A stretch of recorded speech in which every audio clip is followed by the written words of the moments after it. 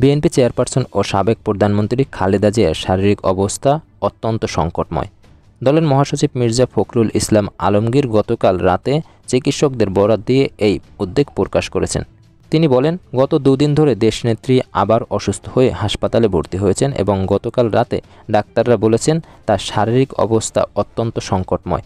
সেজন্য আমরা আমাদের দলের পক্ষ থেকে গণতন্ত্রের এই নেত্রী, গণতন্ত্রের মাতা দেশনেত্রী বেগম খালেদা জিয়ার সুস্থতার জন্য সারা দেশের জনগণের কাছে বাদ জুমা দোয়া চেয়েছিলাম এবং আজকে আমরা এখানে নয়াপল্টন মসজিদে নামাজ আদায় করি।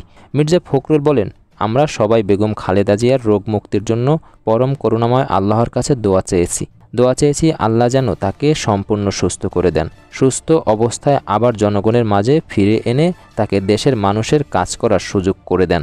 বেগম খালেদা জিয়া রাজধানীর এবার কেয়ার হাসপাতালে চিকিৎসাধীন আছেন। দীর্ঘদিন ধরে প্রায় ৮০ বছর বয়সী খালেদা জিয়া হৃদরোগ, ডায়াবেটিস, লিভার সিরোসিস, কিডনির জটিলতা সহ নানা রোগে ভুগছেন।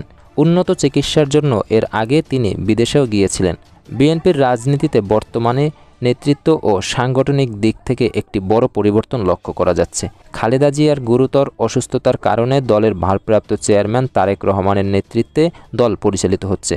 দীর্ঘ সময় ধরে তিনি দেশের বাইরে থাকলেও বর্তমানে দেশের রাজনৈতিক পট পরিবর্তনের পর তার দেশে ফেরার আলোচনা তুঙ্গে। তারেক রহমান ইতিমধ্যে প্রায় সব মামলা থেকে অব্যাহতি পেয়েছেন এবং সরকার পক্ষ থেকেও তার দেশে ফেরার কোনো আইনি বাধা নেই বলে জানানো হয়েছে। বিএনপির ভাইস চেয়ারম্যান আব্দুল আউয়াল মিন্টু বলেছেন, আমাদের নেতা তারেক রহমান খুব সহসায় অর্থাৎ তফসিল ঘোষণার সাথে সাথে দেশে ফিরবেন, চিন্তার কোনো কারণ নেই। এ সময় তিনি আরও বলেন, পরিবেশ যাই হোক ফেব্রুয়ারিতে নির্বাচন দিতে হবে। এ সরকারকে আমরা সমর্থন দিয়েছি, আশা করি তারা সুষ্ঠু একটি নির্বাচন উপহার দেবে। ভারপ্রাপ্ত চেয়ারম্যান তারেক রহমানের দেশে না ফেরার পিছনে মূলত আইনি ও রাজনৈতিক কৌশলগত কারণ ছিল।